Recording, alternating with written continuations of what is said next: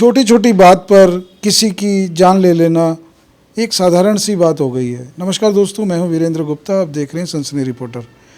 आज हम जिस मुद्दे पर बात करने वाले हैं वो बहुत ही हृदय को छूने वाली एक ऐसी घटना है जिसने मन मस्तिष्क को झिझोड़ के रख दिया है आम जनता के। सेक्टर 21 की ये घटना है जिसमें एक भीड़ भाड़ वाली जगह पर एक बस ड्राइवर की कुछ लोगों द्वारा इतनी पिटाई की गई, उसे घसीटकर इतना मारा गया कि लाख कोशिशों के बावजूद उसे बचाया नहीं जा सका और उसने दम तोड़ दिया। सेक्टर 21 की ये घटना है। शनिवार 6 दिसंबर की घटना बताई जा रही है। रात को 10 बजे के बाद सेक्टर 21 में एक भीड़भाड़ वाली जगह, ट्रैफिक जहां जाम लगा हुआ था, उसमें एक बारात जा रही थी, उसमें डीजे बज रहा था और जाम की वजह से जो बस का ड्राइवर था उसने हॉर्न बजाया साइड लेने के लिए। लेकिन इस बात पर कुछ लोग इतने नाराज़ हो गए, बारात में जो शामिल लोग बताए जा रहे हैं, कि उसने जो बस का ड्राइवर था, विकास उसका नाम बताया जा रहा है, उसको पहले बस से घसीटा, उसके बाद उसे बस से नीचे उतार कर उसकी पिटाई इतनी बुरी तरह से की कि घायल अवस्था में उसे संजय गांधी हॉस्पिटल में रेफ़र किया गया। लेकिन दोस्तों, इतना उसे मार पड़ी कि उसकी हालत इतनी सीरियस हुई कि उसे रेफ़र कर दिया गया सफदरजंग हॉस्पिटल में। लेकिन दुख की बात तो ये रही कि वहाँ भी उसकी जान नहीं बचाई जा सकी। और जैसे ही उसके मौत की खबर उसके साथियों को लगी, क्योंकि विकास की तैनाती रोहिणी के सेक्टर 37 में जो बस डिपो है वहाँ थी, जैसे ही उसके साथियों को इस बात की खबर लगी तो इतना ज़्यादा वो उद्वेलित हो गए कि उन्होंने सड़क को जाम किया, आंदोलन किया, जो डीटीसी के दोनों डिपो थे रोहिणी के, दोनों में स्ट्राइक कर दी।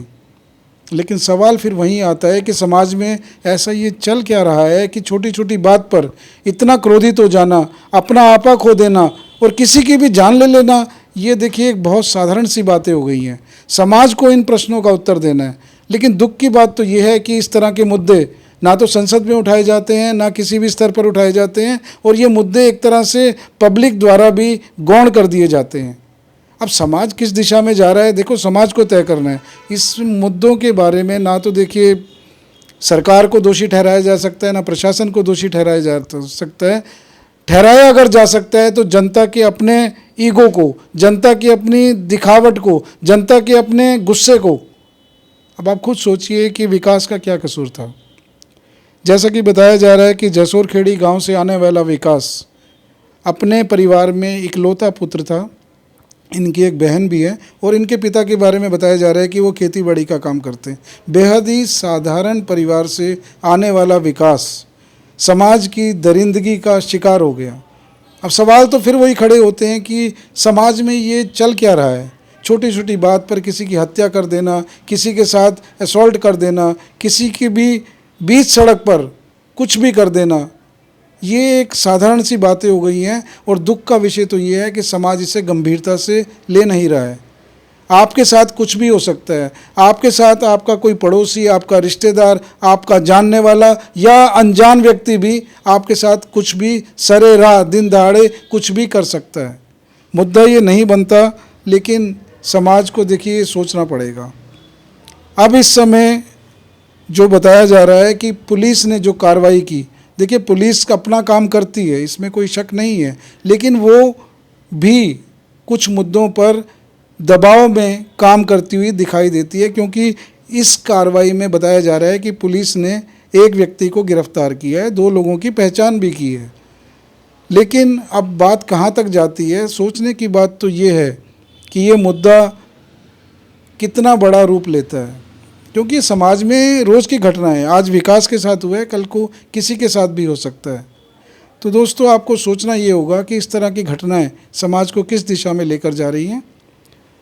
अब विकास का आगे इसमें क्या, इस मुद्दे को कहाँ तक लेके जाया जाता है, पुलिस उसमें कितना न्याय कर पाती है, और सबसे बड़ी बात, जो चला गया उसका मुआवजा, उसकी क्षतिपूर्ति क्या कोई कर सकता है। और समाज में इस तरह की अगर घटनाएं होती रहेंगी, कोई ज़रूरी नहीं होता कि कोई सिर्फ दरिंदे ही इस तरह की घटनाओं को करें, कोई हिस्ट्री शीटर ही इस तरह की घटनाओं को करें। समाज का वाइट कॉलर जॉब करने वाला व्यक्ति भी, समाज के संभ्रांत व्यक्ति भी, समाज के इज्जतदार व्यक्ति भी अपना आपा खो के किसी के साथ कुछ भी कर सकते हैं। बहुत बड़ा सवाल है ये, इसका जवाब समाज को ही देना है।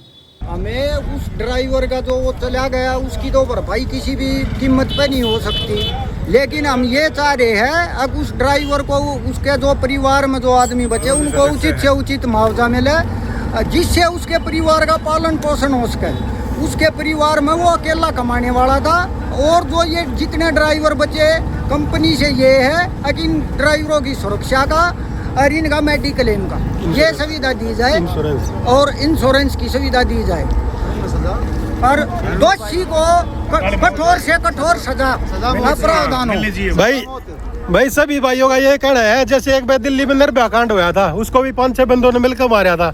आज इस हमारे भाई को भी 5-6 बंदों ने मिलकर मारा है, तो उनको भी भाई मौत की सजा होनी चाहिए भाई, नहीं होनी चाहिए। और भाई दिल्ली सरकार और जो कंपनी है उसकी तरफ तो मुआवजा मिलना चाहिए, नहीं मिलना चाहिए। और जो भी ड्राइवर साथी है उनका इंश्योरेंस होना चाहिए कि नहीं होना चाहिए, भाई मेडिकल सुविधा मिलनी चाहिए कि नहीं मिलनी चाहिए। तो दोस्तों, आपको इस तरह की घटनाओं के बारे में कैसा लगता है? इस तरह के मुद्दों को हम नियमित रूप से उठाते रहते हैं। अपने कमेंट्स के माध्यम से अपनी राय हमें दीजिए। फिर मिलेंगे किसी नए मुद्दे पर, तब तक के लिए नमस्कार।